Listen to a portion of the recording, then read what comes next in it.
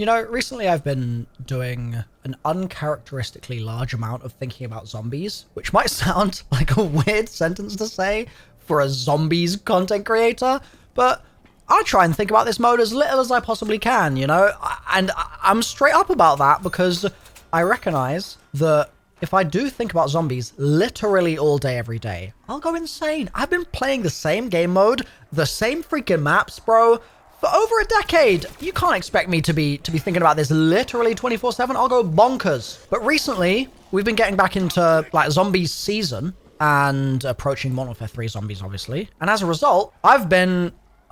the ground is still farting. It's so strange. I've been thinking a lot about zombies, and some of the stuff that I've been kind of turning over in my mind is like, what is the sort of like list of factors that, if ignored, would cause Modern Warfare 3 zombies to flop? Like, what is that list? What are the primary components? And I made a video the other day talking about the downfall of storytelling, right, in Call of Duty Zombies. And I was proud of that video. I think that it did a good job of explaining the point that I wanted to make. It's the sort of thing that I'm always a bit sort of uncertain with those sorts of videos because they seem to kind of cap out at a certain number of views. And I feel like it's lower than the target viewership that I would expect to be possible for that sort of thing. They just feel like they hit that cap.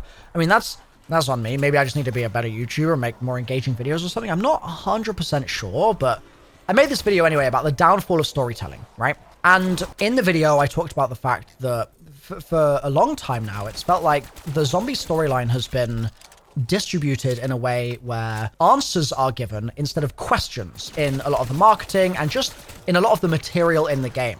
Like, it seems like the devs kind of feel like there's too much risk in just giving us questions indefinitely to answer, and they actually are scared of us having to do that hard work. And so instead, we get a lot of marketing material which is literally just sort of spoon-fed comments about things in the story that could so easily have been mysteries, but instead need heavy exposition and explanation.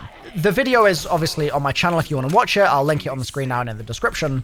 But as a follow-on from that, I've been thinking, like, what other things fall into that category? Like, if they do X in Modern Warfare 3, will it absolutely ruin the game? The Pharaoh again, oh my god. Now, I know this might seem somewhat counterintuitive, but I think one of the biggest risks that the game faces this year is actually not being casual friendly, because we've already determined the fact that, like, this does not seem like a game that is designed strictly for the hardcore player base. Like, I made that whole whiteboard video talking about all the different community segments and how I think round-based generally is a more hardcore community, and sort of vice versa. The more hardcore community is generally a more kind of set on round-based enjoyment. And I think that we all know that this is not going to be a year for the round-based gang to really sort of like celebrate and have the best time of their lives. Like, that is just not what the game is setting out to do.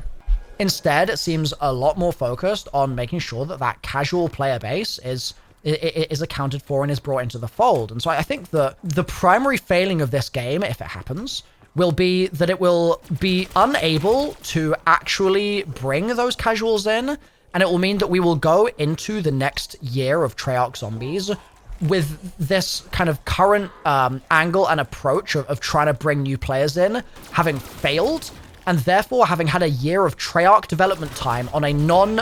Oh my god, what am I doing, bro? That's not a monkey, that's not a monkey. Oh god. Oh, thank god for Juggernaut. Juggernaut. I always call it Juggernaut.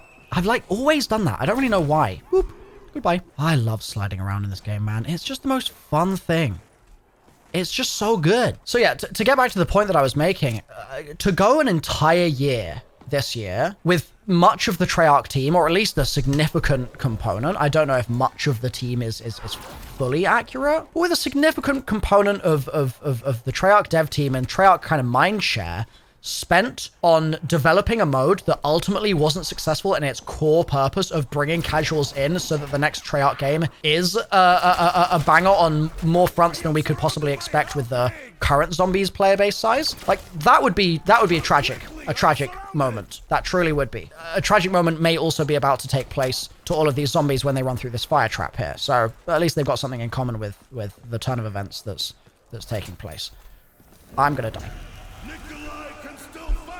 That was all me, dude. That was literally all me. That was me being a dingus. So let's hope, right, just to bring it back, that this year Treyarch is successful in achieving the sought after roping in of the casuals. Like, let's cross our fingers, right? Let's all pray together. Another thing that I think that this game's sort of success to some extent is gonna ride on is ensuring that some of the threads that were set up in Cold War Zombies actually feel relevant. Like, we need to start feeling like there is continuity again between these games and that things have consequences. And I feel like that was a big problem that we all knew was going to be happening in Vanguard. We all knew that by going back in time in that way, they were running the risk of making the entire story feel pointless and unnecessary, because ultimately, like, we knew the end result of what was going to happen with that story. We knew where everything was heading in advance. And so, like, why pay any real sort of attention to the story? Like, we knew the ending before we knew the beginning. Why sort of get invested, right? But we all knew that was coming in Vanguard. It wasn't a surprise. So I think that, like, to the team's credit, and rather, oops, I did not mean to spin for a gobblegum just then. I went to buy the perk. To sort of not talk down on Vanguard's efforts, it at least was a conscious thing, let's say. But in this game, they have an opportunity to now say, well, okay, Cold War has happened. Cold War has taken place, and there's no longer the excuse of being like, well, it's a new game in a new universe now technically, and therefore, like, they can't just continue the Ether story stuff. Like, they need to set up things for Dark Ether.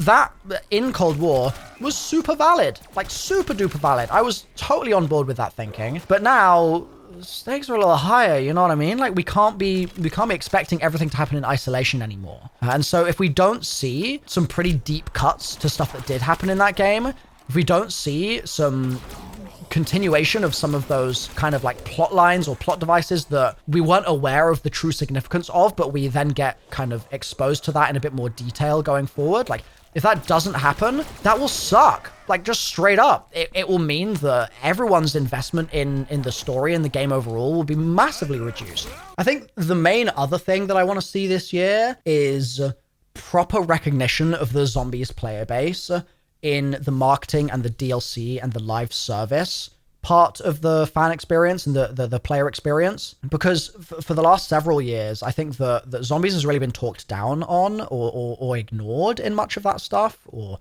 sidelined. And I think that there's a real opportunity. It's not so much a condition for failure, but more a condition for greater success if they start building systems to speak to that Zombies community in a more powerful way this year, so that when things roll out next year in a more Zombies heavy title, they're already up and running and it's not like breaking new ground. Like, they've kind of gone through some of the awkward learnings already. I wasn't at COD Next, like I've said, so I can't speak to the extent to which the devs were willing to take feedback from the community at the event, but that sort of thing, I hope, is present in their strategy this year, and I hope that continues. And I also, I mean, in my own way, from home, I'm gonna continue to sort of speak my mind on these sorts of things and talk about this stuff, just to try and kind of galvanize some conversation, even if it's stuff that people disagree with. That's fine. Like, I'm just trying to prompt convos. And I really would love a world, and again, it's not a failure condition, it's more of a potential for greater success condition for Call of Duty, where, like, I could speak to Kevin Drew on a podcast or something, or I could speak to